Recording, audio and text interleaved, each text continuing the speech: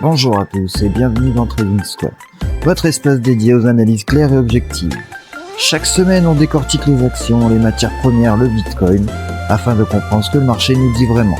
Installez-vous confortablement, on va commencer maintenant. Avant toute chose, j'espère que vous avez tous passé d'excellentes fêtes, que vous avez bien profité sans trop faire d'excès. Ouais, je te vois toi là-bas. Enfin bref, je vous souhaite à toutes et à tous une excellente année 2026, plein de joie, de réussite, d'argent, tout ça. Alors revenons à nos moutons, et on va commencer par le Bitcoin qui, très objectivement, montre des gros signes de faiblesse. Avec un RSI qui, je le rappelle, est un indicateur qui montre la force d'une tendance, et qui est clairement baissier, hein. Des moyennes mobiles qui se croisent à la baisse. Et concrètement, pour l'instant, on peut dire qu'on est dans une zone où les investisseurs long terme, c'est-à-dire ceux qui vont acheter, fermer les yeux pendant 10 ans ou plus et voir ce que ça donne plus tard, peuvent en profiter pour refaire leurs courses. Mais d'un point de vue trading, tant qu'on n'a pas franchement passé la zone des 98 000, qui se situe à peu près par ici, avec des gros volumes, une grosse conviction acheteuse, on n'est pas prêt de voir le bout du tunnel. À l'inverse, si on devait franchir à la baisse la zone qui se situe entre les 80 000 et les 75 000, ça pourrait être assez catastrophique et on pourrait vraiment creuser, et voire peut-être chuter jusqu'à la zone des 50 000. C'est une possibilité à ne pas exclure, mais bon, fort heureusement pour l'instant, on n'y est pas encore et on va pouvoir enchaîner sur les indices.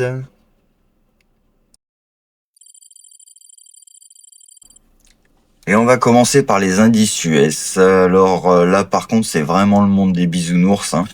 Les guerres, qu'elles soient militaires, commerciales, à l'intérieur du gouvernement, les valorisations extrêmes, etc., tout ce qu'on entend tout au long de la journée, tout ça, rien à faire, hein. Ça empile des positions depuis le mois d'avril sans vraiment se demander si c'est justifié. On notera quand même un range qui s'est mis en place depuis fin octobre, début novembre. Mais quand on zoome un petit peu, on se rend compte qu'on a une contraction de la volatilité ici, c'est-à-dire des bougies de moins en moins grosses. Vous voyez, l'amplitude des vagues est de plus en plus faible. Et comme ça se passe plutôt sur le haut du range, on peut se demander si ça va pas tenter une sortie par le haut. C'est encore plus flagrant sur le S&P 500 où là on a carrément commencé à sortir.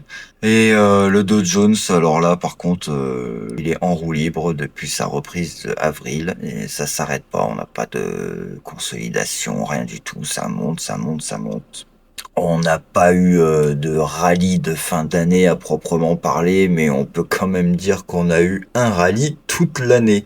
L'Europe, ça a été un peu plus poussif. On a eu également cette reprise depuis avril 2025, mais qui est restée collée sous la résistance pendant de nombreuses semaines, avant de tenter une sortie ici, puis de rester à nouveau collée pour retester cette résistance qui est devenue support. Et bien ça y est, là, cette semaine, ça a déjà commencé un peu la semaine dernière, mais cette semaine, on a vraiment une belle échappée comme ça ressemble à une échappée du Tour de France.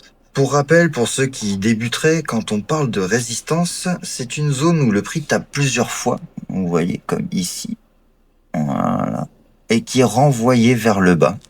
Ça montre une zone où il y a beaucoup plus de vendeurs, les investisseurs et les traders vendent l'actif. À l'inverse, un support est une zone où le prix tape plusieurs fois en descendant et qui est renvoyé vers le haut. Cela correspond, vous l'aurez compris, à une zone d'achat. On va faire également rapidement le point sur l'indice japonais qui nous a également fait cette semaine une très belle sortie de consolidation avec un très beau volume. Ce sera à confirmer la semaine prochaine, mais ça a l'air plutôt bien parti pour aller décrocher les étoiles. On va passer maintenant aux matières premières.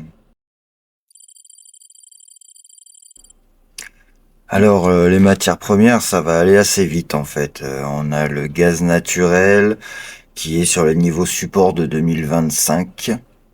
qui était l'ancienne résistance de 2024 en fait, hein, tout simplement. Rien de très hollywoodien à se mettre sous la dent. Le cacao qui avait tant fait parler de lui en 2024 et fin 2025, comme on peut le voir ici et ici, continue de s'enfoncer, hein. Ça descend, descend, descend. On a une magnifique tendance baissière. Rien de particulier à rajouter là-dessus finalement.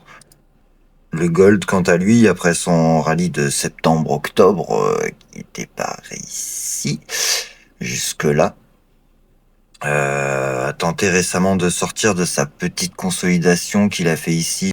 Mais on dirait que ça manque un peu de jus. Voilà, à surveiller dans les prochaines semaines, mais pour l'instant, pas trop de grosses convictions. Il y a eu un gros rallye. Pour l'instant, pas trop de quoi aller plus haut. Va falloir que ça consolide peut-être un petit peu. À surveiller dans les prochaines semaines.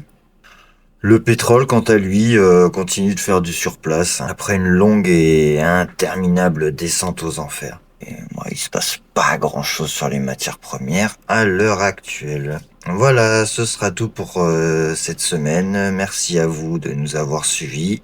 N'oubliez pas de liker, de vous abonner si ça vous a plu. N'hésitez pas à commenter, à nous faire part de vos avis.